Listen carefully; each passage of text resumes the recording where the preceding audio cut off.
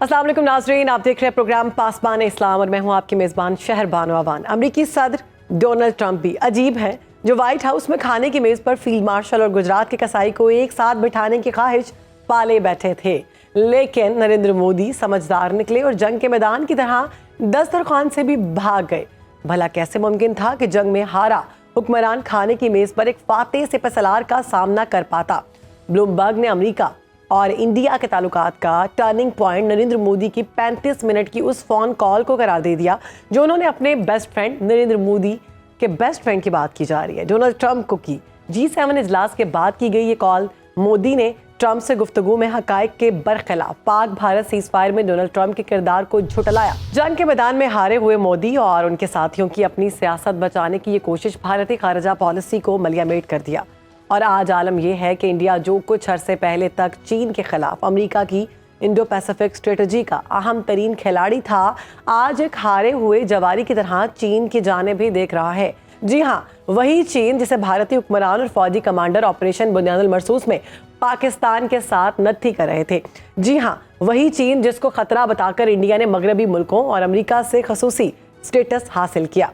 मोदी और उनका इंडिया मौका शनास नहीं, मौका परस्त है, कीना खसलत और अपने मफादात का असीर है। अमरीकी कैंप का हिस्सा होने के बावजूद यूक्रेन जंग में रूसी ड्रोन्स के लिए पुर्जों की फराहमी, रूस से सस्ते तेल की खरीदारी और मशरिक वस्ता की जंग में अपने स्ट्रेटेजिक पार्टनर ईरान के खिलाफ इसराइल की हमायत भारत की सिफारती अखलाकियात की उम्दा मिसालें हैं। इस्तेहसाल की हद तक सस्ती लेबर, हॉलीवुड की चकाचौंध और इसराइल नवाज पॉलिसियों ने भारत को आलमी पज़राई बख्शी, लेकिन अचानक आलमी पज़राई की जगह आलमी जगहसाई भारत का मुकद्दर क्यों बनी? ये ट्रंप का ज़ाती एजेंडा है या अमरीकी पॉलिसी में तब्दीली? इसी पर बात करेंगे। हमारे साथ मौजूद हैं जनरल रिटायर्ड इनामुल हक साहब। बहुत शुक्रिया जनरल साहब, आपने हमें वक्त दिया। जनरल साहब, भारतीय एयर चीफ को 3 माह बाद याद आया कि वो अपने आप को बचाने के लिए इंडिया और पाकिस्तान की जो जंग हुई है उसमें वो ये बता रहे हैं अपने ही लोगों को कि हमने पाकिस्तान के 5 तैयारे मार गिराए हैं।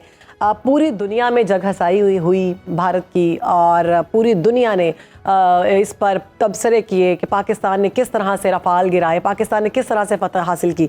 अब ये जो इनकी जानिब से किया जा रहा है, क्या कहेंगे आप? इंडियन साइड कुछ भी कह सकती है। मेरे ख्याल में वो उनका नैरेटिव बिल्कुल आउट ऑफ कंट्रोल हो गया है इस पूरी जो लड़ाई में। डसाल्ट वाले कह रहे हैं कि हमारा जहाज गिरा है, जो एविएशन वॉचर्स हैं इंटरनेशनली वो कहते हैं कि जहाज गिरा है। डेबरी जो है वो CNN और BBC ने शो की है और इंडियन जो है वो पहले तो डिनाइल मोड में थे, अब उन्होंने एक ऐसी फिगर्स की बात कर ली कि 2 हैं 3 हैं वगैरह, जो कि इररिलेवेंट है मेरे ख्याल में। तो मेरा नहीं ख्याल कि इतना हमें उनको उतना इम्पोर्टेंस देनी चाहिए उनकी बयानबाजी को। और एम्बेरसमेंट है इंडियन साइड पे, और वो एम्बेरसमेंट को मिटाने के लिए, खफत को मिटाने के लिए वो कोई भी अहमकाना हरकत कर सकते हैं। आपको पता होगा कि पॉलिटिशियंस जो होते हैं तो वो जनरली अपने पॉलिटिकल माइलेज को अक्रू करने के लिए या उसको हासिल करने के लिए किसी हद तक भी जा सकते हैं। तो मेरे ख्याल में जो इंडियन साइड से हमें एक अंदिया मिला है या एक तसल्सल के बयान आ रहा है कि ऑपरेशन सिंदूर ख़त्म नहीं हुआ, तो मेरे ख्याल में हमें भी उसको ख़त्म नहीं समझना चाहिए और अपनी तैयारी जो है, अपने गार्ड जो है उसको लोअर नहीं करना चाहिए। जी जनरल साहब, क्या आप समझते हैं कि सदर ट्रंप के इंडिया से बदले हुए रवैये की वजह भारत का सीज फायर में उनका किरदार झुटलाने की वजह है, या आप समझते हैं कि अमरीकी रवैये में आने वाली तब्दीली की वजह कुछ और है? देखें, एक पुराना आर्ग्यूमेंट है और वो आर्ग्यूमेंट ये है कि अगर इंडिया अमेरिका का नेचुरल दोस्त बन सकता तो बन चुका होता। कोल्ड वॉर में आपने देखा है कि अमेरिका और India were on the different side of the divide. तो क्योंकि नेचुरल वो जज्बातियत तो अपनी जगह पे है, लेकिन कुछ पावर डायनामिक्स ऐसे हैं जो इंडिया को और अमेरिका को मुख्तलिफ कैंप्स में रखते हैं। फॉर एग्जांपल, मैं पहले बात करूंगा फॉरेन पॉलिसी से या जो जियो स्ट्रेटेजिक आउटलुक है। इंडिया की जो जियो स्ट्रेटेजिक आउटलुक है वो मिडिल पावर वाली है और वो जियो स्ट्रेटेजिक आउटलुक ये है हेजिंग पॉलिसी। हेजिंग पॉलिसी से मुराद ये है कि हर किसी से एडवांटेज लो और किसी कैंप या ब्लॉक पॉलिटिक्स का हिस्सा ना बनो। یہ پالیسی ایک مڈل پاور کے لیے کسی حد تک تو صحیح ثابت ہو سکتی ہے، لیکن اگر امریکہ کے لٹریچر کا آپ مطالعہ کر رہے ہو آج کل جو انفلوئنشل وہاں پہ تھنک ٹینکس ہیں، تو وہ سارے یہ کہتے ہیں کہ انڈیا کی یہ پالیسی کہ وہ ایڈوانٹیج لے امریکہ سے بغیر اس کا صحیح طرح کے ایک الائنس میں آنے سے کے بغیر، تو یہ مزید پاسبل نہیں ہوگا. تو دیٹ از ون کہ جیو اسٹریٹجک لیول کے اوپر یہ ایک شفٹ آیا ہے امریکی سوچ میں کہ انڈیا کین ناٹ مطلب be beneficiary of U S largesse any longer without paying a price اور وداؤٹ گیونگ اے کمٹمنٹ. تو ایک تو یہ بات آپ ذہن میں رکھیں. دوسرا، ٹرمپ کی پرسنالٹی کو دیکھیں. ٹرمپ نے جب سیز فائر کو درپردہ نیگوشیشن کے ذریعے سے کروایا انڈیا اور پاکستان کے درمیان، تو پاکستان نے اس کو ویلکم کیا. اب ایور ایک ایروگینس اور ایک ہیوبرس کے تحت انڈیا نے اس انٹرلوکیوشن کو یا امریکہ کی اسسٹنس کو قبول نہیں کیا. And that has gone against Trump کا جو ٹیمپرمنٹ ہے یا پرسنالٹی اس کے اگینسٹ گئی ہے کہ ابھی میں نے آپ کے ساتھ ایک ان سمپل ٹرمز بھلائی کی اور آپ اس کو ایکنالج کرنے سے بھی انکار کرتے ہیں. دو باتیں ہو گئی. تیسری بات جو آج کل ایک وہاں پہ ایک ماحول بنا ہوا وہ یہ ہے کہ وہ یہ سمجھتے ہیں، امریکن اسٹیبلشمنٹ یہ سمجھتی ہے لیڈ بائی ٹرمپ، کہ جو یوکرین کی لڑائی ہے، یوکرین کی لڑائی کو طول دینے میں انڈیا کا بہت بڑا ہاتھ ہے. اور وہ یہ سمجھتے ہیں کہ انڈیا جو تیل درآمد کرتا ہے روس سے، تقریباً if I am correct on the figures، تقریباً 2 ملین بیرلز پر ڈے ہے جو آج کل آ رہا ہے. بالکل ٹھیک ہے جنرل صاحب. انڈیا نے امریکہ پر دباؤ ڈالنے کے لیے دوسرے چینلز آن کر دیے ہیں. مودی 7 سال بعد چین کا دورہ کر رہے ہیں. گزشتہ دنوں انہوں نے پیوٹن سے بھی بات چیت کی اور ہم دیکھ رہے تھے کہ اجیت دوول روس کے دورے سے واپس آئے ہیں. کیا آپ سمجھتے ہیں کہ مودی اپنے مقصد میں کامیاب ہو پائیں گے؟ دیکھیں، انٹرنیشنل ریلیشن کو اگر آپ سمجھتے ہیں تو انٹرنیشنل ریلیشن میں ایک ہیجمان ہوتا ہے، ہیگمان یا ہیجمان ڈپینڈنگ اپن پروننسیشن آپ کی کیا ہے. اور وہ ہیجمان جو ہے وہ صرف امریکہ ہے اس وقت، جو بلا شرکت غیر ایک سپر پاور ہے. جو باقی طاقتیں ہیں، روس ہو گیا، چائنا ہو گیا، کسی حد تک انڈیا ہو گیا، برازیل ہو گیا وغیرہ، یورپین یونین ہو گیا، ان کو مڈل پاورز کہتے ہیں، گریڈ پاورز ہوتی ہیں. جو شروع سے ایک گفتگو ایک کشمکش چلی آ رہی ہے وہ یہ ہے کہ جو مڈل پاورز ہیں یا گریڈ پاورز ہیں وہ اس کوشش میں ہوتی ہے کہ ہیجمان کو ڈسپلیس کر دیں.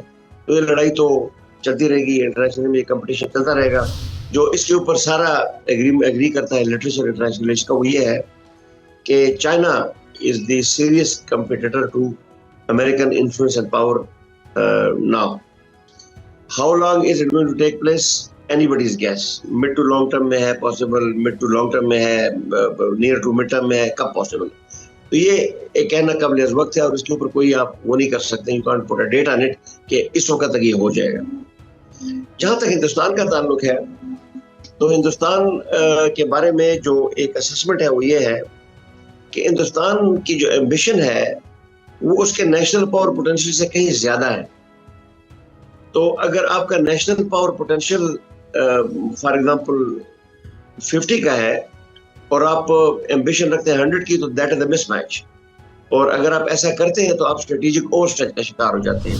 بالکل ٹھیک ہے جنرل صاحب. امریکی وزیر خزانہ اسکاٹ بیسن کا کہنا ہے کہ بھارت کبھی بھی عالمی کردار ادا کرنے والا ملک نہیں رہا. آپ کیا سمجھتے ہیں یہ جو تبصرہ ہے، یہ ساری صورتحال جو بات کی گئی ہے، صحیح؟ جی بالکل، میں نے ابھی اپنی بات چیت میں کہا ہے. دیکھیں، جو ایمرجنگ پاور ہیں برکس کی، برازیل، انڈیا، چائنا، رشیا وغیرہ، تو یہ ایک بلاک بن رہا ہے اور اس میں ہندوستان اپنی طرف سے کوشش کر رہا ہے کہ وہ کسی طریقے سے اپنے کلاؤڈ کو استعمال کر سکے. لیکن جہاں تک ڈیپ ڈیوائیڈ ہے ورلڈ لیول کے اوپر، اس ڈیپ ڈیوائیڈ میں جیسے میں نے پہلے کہا ویسٹ پلس ایک طرف ہے اور legacy power India is a legacy power. India was a non aligned country, India was in the Soviet camp. Now India is again in the Soviet in the Russian camp. اور جیسا کہ میں نے آپ کو کہا اس نے کافی فائدہ اٹھایا ہے یوکرین کی لڑائی سے. تو یہ تمام چیزیں جو کسی نہ کسی اسٹیج پہ سامنے آنی تھی اور جس نے ہندوستان کو اس انٹرنیشنل ڈیوائیڈ کی دوسری طرف لا کے کھڑا کرنا تھا اور وہ کھڑا ہو گیا ایک طرف. جیسا کہ میں نے آپ کو کہا کہ وہ امریکہ کے کیمپ میں نہیں رہا یا پرسیپچولی اسپیکنگ اس وقت نہیں ہے. تو یہ وہ چیزیں ہیں جو ہندوستان کو، اور پھر اس کی لیگیسی ہے، چائنا کے ساتھ پرابلم ہے، پاکستان کے ساتھ پرابلم ہے. تو میرا نہیں خیال کہ in the near to mid term India will be able to rise to a middle power or a great power status. It will be able to play a decisive role at the international level.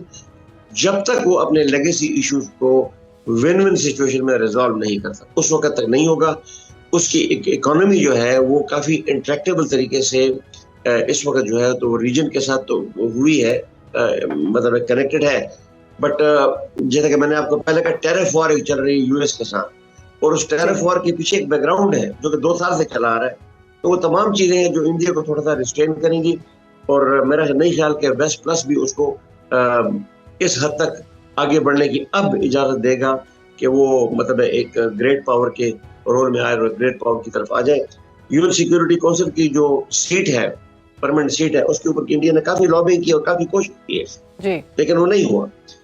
Pakistan اس وقت you N security council کا president ہے، اور India نے بہت زور لگایا کہ پاکستان کو یہ پریزیڈنسی نہ آئے اس کے اوپر، بٹ پاکستان کو، انڈیا کو ڈو اینی تھنگ ڈپلومیٹکلی.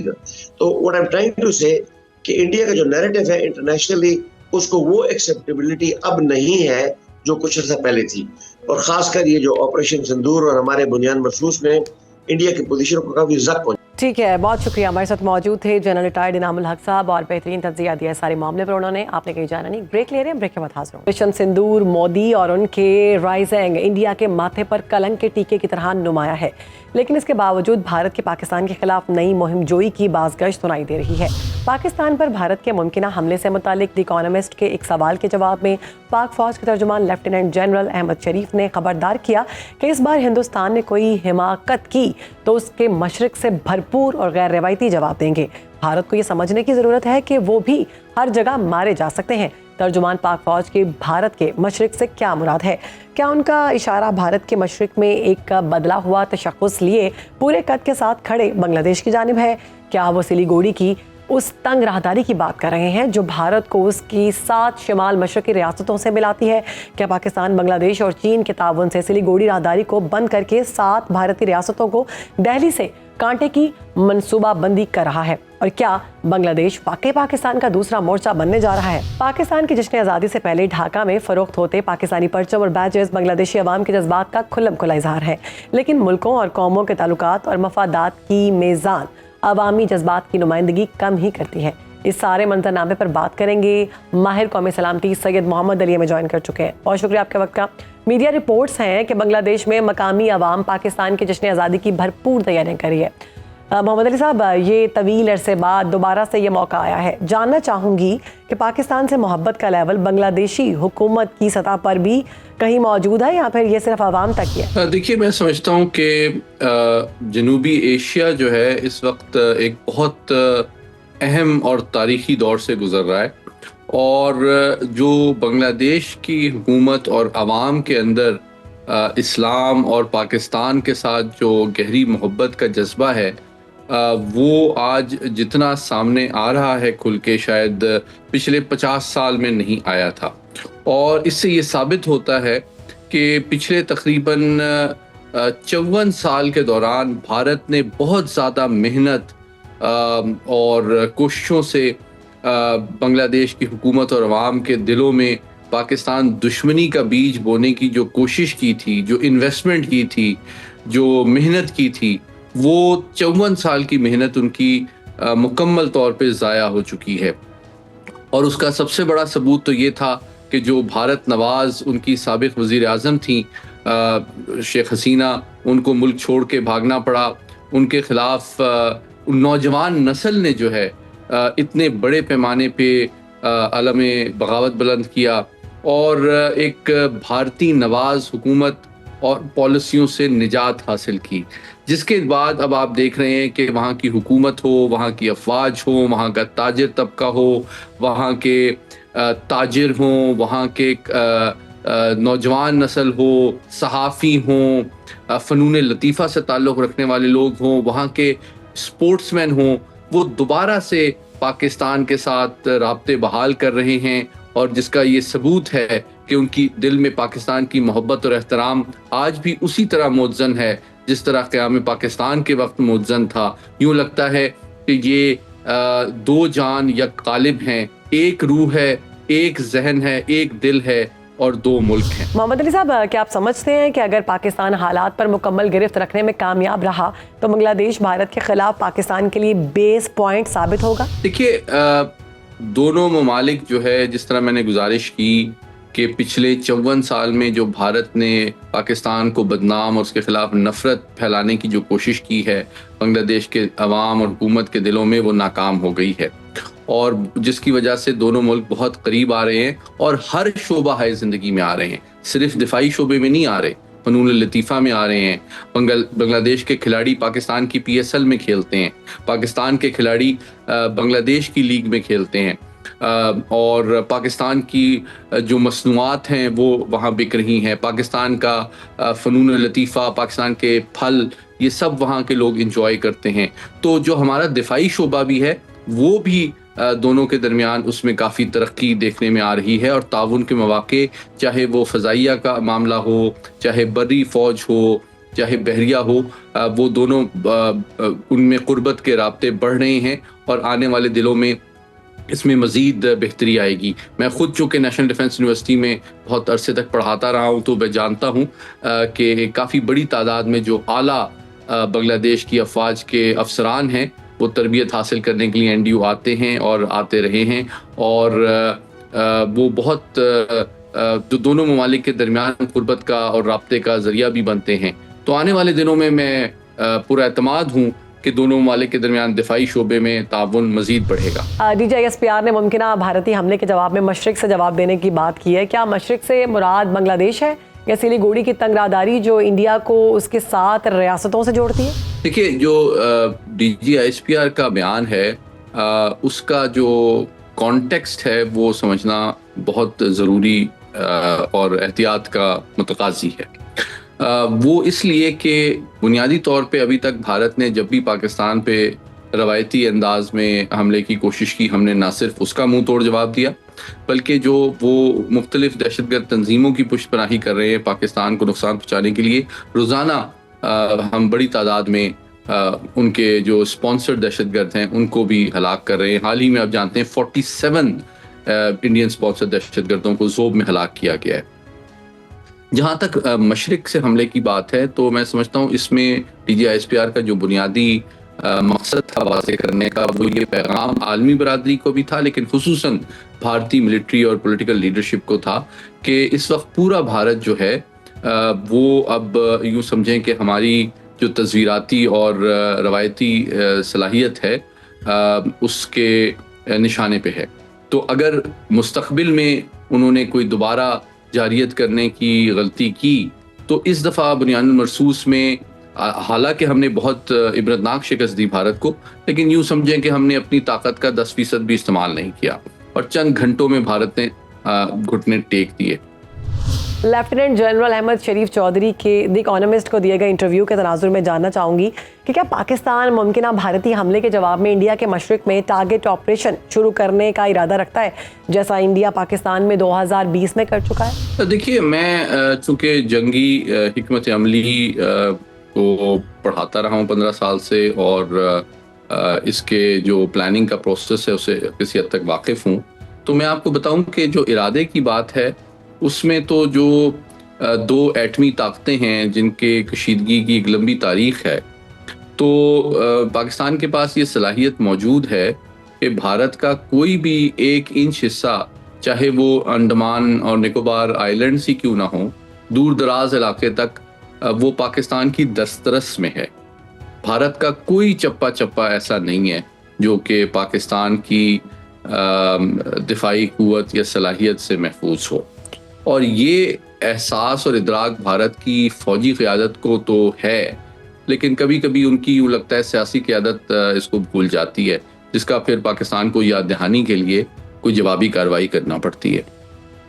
تو بات دراصل یہ ہے کہ اگر ان کی سیاسی اور دفاعی قیادت بنیاد المرصوص کی جو ہزیمت ہے اس کا سبق بہت جلدی بھول گئی ہے، اور دوبارہ وہ اس طرح کی کوئی توسیع پسندانہ یا غیر ذمہ دارانہ جارحیت کا سوچ رہی ہے تو ان کی عوام کو، عالمی برادری کو یہ یقین ہونا چاہیے کہ اس دفعہ پاکستان جو ہے ان کی اگر پنجہ آزمائی کی جائے تو ہم کہیں زیادہ تکلیف دہ، کہیں زیادہ بڑے پیمانے پہ تباہی پھیلانے کی صلاحیت بھی رکھتے ہیں، اور کہیں زیادہ نقصان بھارت کی عوام، حکومت اور فوج کو اٹھانا پڑے گا، جو کہ انہوں نے بنیاد المرصوص میں اٹھایا ہے۔ تو میں سمجھتا ہوں کہ جہاں تک مشرقی اور یا جنوبی بھارت میں جو ایسے مراکز ہیں جس پہ بھارت کی صنعتی، تجارتی، معاشی ترقی کا دار و مدار ہے، عین ممکن ہے کہ وہ بھی ٹارگیٹنگ کے لیے کنسیڈر کیے جائیں اور پاکستان صرف فوجی اہداف تک اپنی جو جوابی کارروائی ہے اس کو محدود نہ رکھے۔ ٹھیک ہے، بہت شکریہ، ہمارے ساتھ موجود ہیں محمد علی صاحب اور اس سارے معاملے پر بہترین تجزیہ دے رہے تھے۔ ناظرین، اسرائیل وزیر اعظم کا پاکستان کے خلاف جنگ میں بھارت کو ہتھیار فراہم کرنے کا اعتراف سامنے آیا ہے۔ اسرائیلی وزیر اعظم نے خصوصی طور پر بھارت کو دیے گئے ہیروپ اور ہیرون ڈرون کی بات کی ہے۔ جی ہاں ناظرین، وہی ہیروپ اور ہیرون ڈرون جو پاکستان کی فورسز نے 100 سے زیادہ تعداد میں ملک کے طول و عرض میں گرائے اور جن میں سے اکثر کا ملبہ عام پاکستانی فتح کی علامت کے طور پر اٹھا کر لے گئے۔ ڈرون کی اہمیت اپنی جگہ، لیکن ڈرون وار کے لیے مہارت اور مشاقی بھی ضروری ہے۔ حال ہی میں بھارتی فوج نے سہونی مشاورت پر ڈرون بٹالین بنانے کا فیصلہ کیا۔ انڈین آرمی کا ڈرون بٹالین بنانے کا فیصلہ وہ پہلا نتیجہ ہے جو بھارتی عقابوں نے پاکستان کے ہاتھوں بدترین جنگی شکست کے بعد اخذ کیا۔ پہل جنگی ڈرون پر مشتمل انڈین فوجی بٹالین کے قیام کا مشورہ سہونی مشیروں کی جانب سے سامنے آیا۔ ایک بند کمرہ اجلاس میں مجوزہ بٹالین کی افادیت، اہمیت اور خدوخال پر غور کیا گیا اور پھر جلد ہی منصوبے کو عملی شکل دے دی گئی۔ منصوبے کے مطابق 250 ڈرونز فارمیشنز پر مشتمل رودرا بریگیڈ کو انڈین انفینٹری، آرمڈ اور آرٹلری بٹالین کا حصہ بنایا جائے گا۔ 2500 فوجیوں اور ڈرون ایکسپرٹس پر مشتمل بھارتی ڈرون بریگیڈ کے سرویلنس ڈرون یا نگرانی کرنے والے ڈرون خفیہ پرواز کے ذریعے اپنے ٹارگٹ کو ڈھونڈ کر اٹیک ڈرون کو لوکیشن بھیجیں گے، جس کے بعد اٹیک ڈرون 20-25 ڈرونز کے ساتھ ٹارگٹ پر حملہ آور ہوگا۔ بھارتی فوج کے اوور ہالنگ کے لیے رکھے گئے 4.6 ارب ڈالرز ہنگامی فنڈز کا مخصوص حصہ ڈرونز آپریشن کو مربوط اور کارآمد بنانے کے لیے رکھا گیا ہے، جن میں سے زیادہ رقم نئے ڈرونز کی خریداری پر خرچ کی جائے گی۔ بھارتی فوج ڈرون بٹالین کو سرحد پار کارروائیوں میں استعمال کرنے کا ارادہ بھی رکھتی ہے۔ بھارتی ڈرون بٹالین کو پاکستان کی سرحد پر بھی تعینات کیا جائے گا، جو دشمن اہداف کو ڈھونڈنے اور دھماکہ خیز مواد لے جانے، چھوٹے راکٹ اور میزائل فائر کرنے کی صلاحیت کے حامل بھی ہوں گے۔ پاکستانی ڈرونز کی بھارتی سرحد پر بے مثال سرویلنس، خفیہ فوجی آپریشنز میں ڈرونز کے بہترین استعمال اور آپریشن سندور کی ناکامی میں پاکستانی ڈرونز کے کردار نے انڈین آرمی پر ڈرونز کی اہمیت پر واضح فرق ڈالا ہے۔ بھارت نے ڈرون ٹیکنالوجی پر اپنا انحصار بڑھانے کے لیے فوری طور پر ڈرون انڈسٹری کے لیے $470 ملین کا اعلان کیا۔ مختص فنڈز پاک بھارت حالیہ کشیدگی سے پہلے خرچ کی جانے والی رقم سے 3 گنا زیادہ ہے۔ بھارت کے پاس مہنگے اسرائیل اور امریکی ساختہ ڈرونز کی بڑی تعداد موجود ہے۔ گزشتہ سال بھارت نے امریکہ سے $3.5 ارب کے عوض جدید ٹیکنالوجی سے مسلح 31 MQ-9B ڈرون خریدنے کا معاہدہ کیا۔ امریکہ بھارت ڈرون ڈیل میں فی الحال یہ واضح نہیں ہوا کہ پاکستان کو امریکی ڈرونز کب ڈیلیور ہوں گے۔ پاکستان اور بھارت کے زیر استعمال جنگی ڈرونز کا جائزہ لیں تو پاکستان کی ڈرون مہارت نے ہمارے عام ہتھیار کو بھی خاص بنا دیا، جبکہ بھارت شاہکار اسرائیلی ڈرونز کو بھی ماہرانہ انداز میں آپریٹ کرنے میں ناکام دکھائی دیا اور 100 سے زیادہ ڈرونز پاکستان کے ہاتھوں تباہ کروا کر ہار گیا۔ بھارت اس وقت اسرائیلی اور امریکی ساختہ ڈرونز استعمال کر رہا ہے۔ 2024 میں بھارت نے $3.5 ارب کے ایڈوانس ٹیکنالوجی سے لیس 31 MQ-9B امریکی ڈرونز کا معاہدہ کیا، لیکن یہ واضح نہیں کہ جدید ترین MQ-9B بھارتی فورسز کا حصہ کب بنیں گے۔ انڈین آرمی کے اسلحے خانے میں اسرائیلی ہارپی اور ہیروپ نامی ڈرونز بھی موجود ہیں، جو ایمونیشن لے جانے کے علاوہ میزائلوں کا کام بھی دیتے ہیں۔ اسرائیلی میزائل ہارپی لوٹرنگ ایمونیشن ہے جو خاص طور پر دشمن کے رڈار کو نشانہ بنانے کے لیے تیار کیا گیا ہے۔ ہارپی ڈرون مسلسل 9 گھنٹے تک پرواز کی صلاحیت رکھتا ہے۔ یہ رڈار جیمنگ کی سہولیت سے بھی آراستہ ہے۔ ڈرون ٹیکنالوجی 10 سالوں سے پاکستان کی دفاعی حکمت عملی کا اہم حصہ ہے۔ پاکستان کے پاس اس وقت بھی 1000 سے زیادہ فوجی ڈرونز موجود ہیں، جن میں چین اور ترکی کے ڈرونز کے علاوہ مقامی طور پر تیار کردہ براق اور شہ پر ड्रोन्स भी शामिल हैं। पाकिस्तान की दिफाई सलाहियत में शामिल वन मैन ड्रोन भी खासी अहमियत के हामिल हैं। ये ड्रोन्स फ़ज़ा में लड़ाका तैयारों के साथ मिलकर काम करने की सलाहियत रखते हैं। पाकिस्तान की ड्रोन्स की शेपर्ड सीरियल के शेपर्ड 3 को गेम चेंजर ड्रोन कहा जाता है। शेपर्ड 3 किसी न किसी हद तक भारत के $3.5 अरब में खरीदे गए 31 अमरीकी MQB ड्रोन का हम पल्ला है। अमरीकी MQB 35 घंटों तक 40,000 फीट की बुलंदी पर प्रवास की सलाहियत रखता है, जबकि पाकिस्तानी शेपर्ड 3 30 घंटे मुसलसल 35,000 फीट पर प्रवास कर सकता है। पाकिस्तानी शेपर्ड 3 में मुख्तलिफ नौइयत के 8 हथियार एक वक्त में ले जाने की सलाहियत है, जबकि MQ-9B 4 मिसाइलों समेत 470 किलोग्राम बारूदी मवाद ले जा सकता है। ये बात भी अहम है कि अमेरिका ने MQ-9B को अलकायदा लीडर एमन अल-ज़हवारी के किलिंग ऑपरेशन में इस्तेमाल किया था। MQ-9B गालिबन दुनिया का महंगा तरीन ड्रोन है। 31 अमरीकी ड्रोन्स की खरीदारी पर भारत $3.5 अरब खर्च कर रहा है, जबकि Pakistan made shepherd home production है। भारतीय फोर्स ड्रोन बटालियन को पाकिस्तान पर फतहयाबी का मुजरब नुस्खा समझ रही है, लेकिन ऐसा नहीं है। भारतीय तज्जियाकारों के मुताबिक पाकिस्तान की कामयाबी का इन्हिसार चीनी सेटेलाइट निज़ाम से मिलने वाली इतलात और 24 घंटे की सर्वेलेंस और इलेक्ट्रिक वॉरफेयर पर है, जबकि भारत मिसाली ड्रोन्स के साथ साथ मौसर सेटेलाइट सिस्टम और सर्वेलेंस और इलेक्ट्रिक वॉरफेयर से भी महरूम है। बमबारी, मिसमारी, बेदखली, शहादतें और एक मुनज़्ज़म कहत। गज़ा में इसराइली मज़ालिम के 600 रोज़ पूरे होने पर मुहज़्ज़ब दुनिया को मुबारकबाद और शुक्रिया कि मुहज़्ज़ब दुनिया ने ये 600 रोज़ ना सिर्फ मुकम्मल खामोशी और तवज्जो से इस खूनी ड्रामे को मुलाहिज़ा किया, बल्कि इसके हर मंजर को मुमकिन भी बनाया। मुहज़्ज़ब दुनिया की इस खामोश हिमायत ने इसराइल का हौसला इतना बढ़ाया कि आज इसराइल गज़ा पर मुकम्मल कब्ज़े का ऐलान कर रहा है। क्या ये ऐलान इंसानी अलमिया की सूरत इख्तियार करते गज़ा में इसराइली मज़ालिम के नए सिलसिले का आगाज़ तो नहीं? इसी सवाल से आगे बढ़ेंगे और बात करेंगे यूक्रेन जंग के खात्मे की कोशिशों में पेशरफ्त की, जिसके मुताबिक रूसी सदर जुमे के रोज़ अलास्का में अपने अमरीकी हममनसब डोनाल्ड ट्रंप से अहम तरीन मुलाकात करेंगे। मुलाकात में यूक्रेन जंग ख़त्म करने के फार्मूले पर बात होगी। क्या दुनिया के 2 बड़ों की बैठक में अहले गाज़ा के मसाइब और इसराइल की जारहियत का तज़किरा भी होगा? पूछते हैं। हमारे साथ मौजूद है बैनुल-अक़वामी अमूर की माहिर है शाज़िया अनवर चीमा साहिबा। ट्रंप प्यूटन मुलाकात जुमे के रोज़ अलास्का में तय है। दोनों रहनुमा यूक्रेन जंग बंदी पर बात कर रहे हैं। क्या अलास्का में गज़ा जंग बंदी का तज़किरा होगा? क्या लगता है आपको? देखिए, सबसे पहले तो अभी ये तय नहीं है कि वो अलास्का में है, क्योंकि ट्रंप एडमिनिस्ट्रेशन कोई डिफरेंट स्टेटमेंट्स दे रही है और क्रेमलिन से हमें बहुत डिफरेंट स्टेटमेंट्स आ रही हैं। विटकॉफ जब गए हैं पुतिन से 3 घंटे की मुलाकात करने, तो उन्होंने डेफिनेटली वो जो ट्विस्ट वेस्टर्न मीडिया में दिया जा रहा है कि रशिया जो है वो मुलाकात चाहता था, ट्रंप जो है वो मुलाकात चाहते थे, अमेरिकन गवर्नमेंट मुलाकात चाहती थी, इसीलिए उन्होंने अपने एनवॉय को भेजा। और 3 घंटे की मुलाकात के बाद उन्होंने कहा कि अब हम डिसाइड करते हैं कि हमने कहीं मिलना है या नहीं मिलना।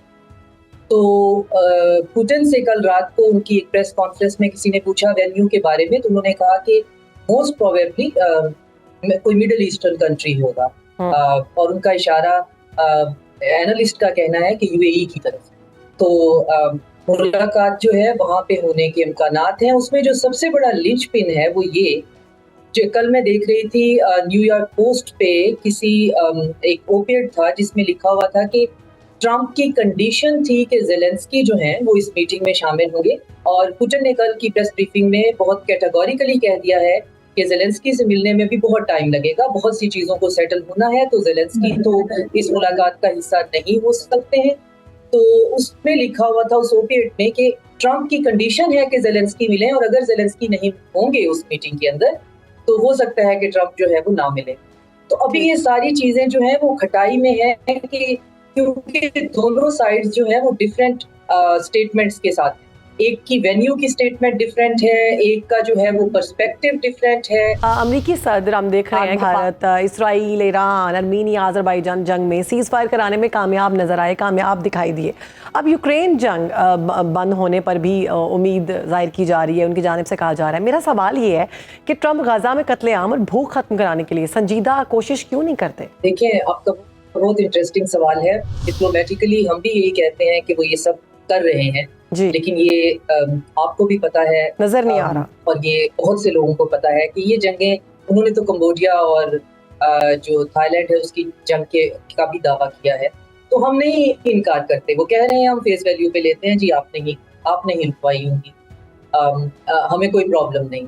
لیکن اگر ان چیزوں کو اگر آپ لیئرز کو ڈیل کریں تو حقیقت بہت ڈفرینٹ ہوتی ہے. جنگیں کہیں اور پہ رکوائی جا رہی ہوتی ہیں اور ثالثی کے کردار کوئی اور ادا کر رہے ہوتے ہیں, لیکن ہر بندہ جو ہے, کل میں وہ بھی دیکھ رہی تھی پریس بریفنگ جس میں آرمینیا اور آذربائیجان کے جو پریمیئر ہیں وہ سائڈ بائی سائڈ بیٹھے ہوئے تھے اور اسمائل بھی کر رہے تھے اور کہہ بھی رہے تھے کہ آپ تو نوبل انعام کے حقدار ہیں, آپ کو تو نوبل انعام ملنا چاہیے. اور ٹرمپ جو ہیں وہ بچوں کی طرح خوش ہو کے کہہ رہے تھے کہ ہاں ہاں ہاں پہلی سیٹ پہ آپ کو میں جگہ دوں گا.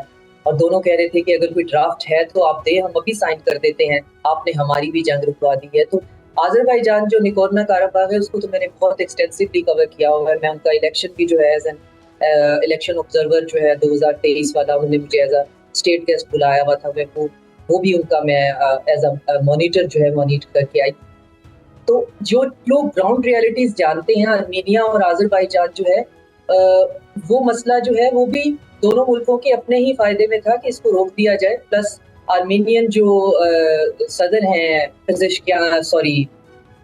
جو آرمینین صدر ہیں ان کا نام میں اسکیپ کر رہی ہوں جی, وہ ان کی پاپولیرٹی بہت لوئسٹ لیول پہ ہے اپنے پورے ملک میں. انہوں نے چرچ کے ساتھ پنگا لے لیا ہے, تمام جو ہائی پریسٹ ہیں ان کو وہ اریسٹ کر رہے ہیں.